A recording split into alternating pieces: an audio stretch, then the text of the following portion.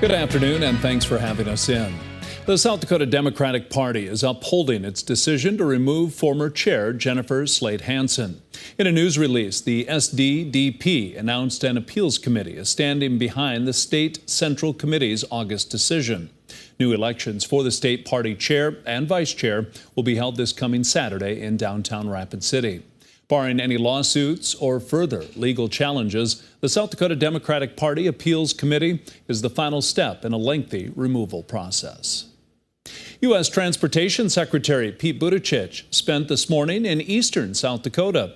He met with truck drivers and industry leaders in Salem. They talked about safety, supply chains, and investments the federal government is making to improve Interstate 90 for truckers. We had a news crew at the event, and we'll have the full story later today on KELOLAND News. Turning now to a first look at your midday forecast with meteorologist Scott Munt. Plenty of sunshine out there this morning, Scott, and not too hot. No, not at all. Typical fall day, I would say. Mostly sunny skies, temperatures in the 70s. I think we'll have afternoon highs stay in the 70s. It will start to warm tomorrow. Central, western South Dakota hitting the 80s for afternoon highs, while I still think we'll see 70-degree weather in eastern KELOLAND. We had a couple of light rain showers run through the area. Oh, that's going pretty quick. I didn't put any pause points in it. But we were able to pick up on some very light rain in the parts of eastern South Dakota. In fact, let's go ahead and run through those numbers. As you see, Sioux Falls officially 1/100th of an inch. That's it. But Laverne at around the 10th of an inch, as well as Sheldon. Brookings close to 1/4 of an inch. And even in northeastern South Dakota, we had some light rain.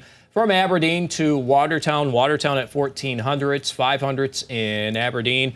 Nothing fell across western or central South Dakota. Let's talk about our temperatures this morning, too. Many locations to the 40s for overnight lows. Sioux Falls came in at around 51, but 46 in Yankton, 49 Aberdeen, and 48 for low in Pierre. Current temperatures are in the 60s and 70s. That covers southeastern KELOLAND, though you do notice 50s into west central Minnesota. Northeastern KELOLAND temperatures near 60, and we have numbers already climbing to the upper 60s to near 70 in central and western South Dakota. So here's that forecast for today. Sioux Falls around 74, eventually falling to the 40s for overnight lows tonight.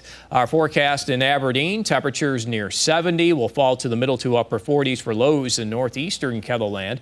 As we do take a look at the forecast in central South Dakota with mostly sunny skies, Pierre will hit about 76. And for western KELOLAND, you can expect temperatures into the middle 70s today with mostly sunny skies. I'll have more details on your KELOLAND live Doppler forecast coming up.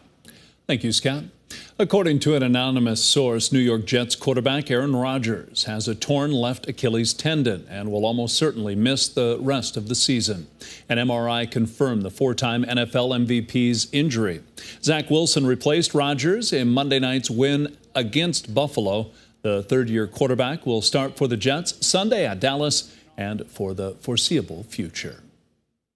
Google will confront a threat to its dominant search engine beginning when federal regulators launch an attempt to dismantle its internet empire in the biggest U.S. antitrust trial in a quarter century.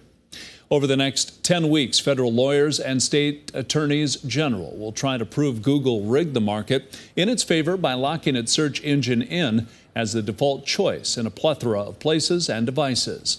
On Tuesday, prosecutors opened their case by saying that the case is about the future of the internet and whether Google's search engine will ever face meaningful competition.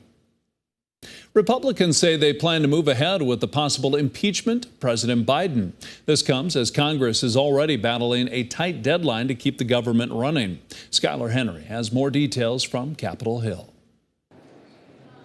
Speaker Kevin McCarthy is directing House committees to open a formal impeachment inquiry into President Joe Biden. This logical next step will give our committees the full power to gather all the facts and answers for the American public. Republicans say Hunter Biden's business dealings were a scheme to cash in millions of dollars and accuse the Department of Justice of giving preferential treatment to the president's son during criminal investigations. These are allegations of abuse of power, obstruction, and corruption, and they warrant further investigation by the House of Representatives. The move comes as some of the more strident House Republicans, such as Florida's Matt Gaetz, threatened to file a motion to vacate the Speaker's chair if McCarthy didn't agree to the impeachment inquiry. While Republicans appear ready to begin the process, lawmakers have a much more pressing issue to deal with.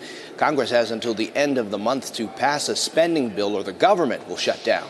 There has been bipartisan support to pass the spending bill in the Senate. Our colleagues have worked diligently to build consensus and process as many bills as possible, with deadlines looming large. But some House Republicans say they won't support a deal that continues to fund Ukraine's fight against Russia. I once again implore House Republican leadership to reject all-or-nothing tactics, reject unrealistic expectations, and refuse to cave to the extremist demands we're hearing from 30 or so members way out on the fringe. A new CBS News poll shows support among Republicans to aid Ukraine is split evenly. Skyler Henry, CBS News, Capitol Hill. Even more Republicans, 61% of those surveyed, say the U.S. should not send weapons to Ukraine, something Republican leaders in the Senate insist is vital to American national security.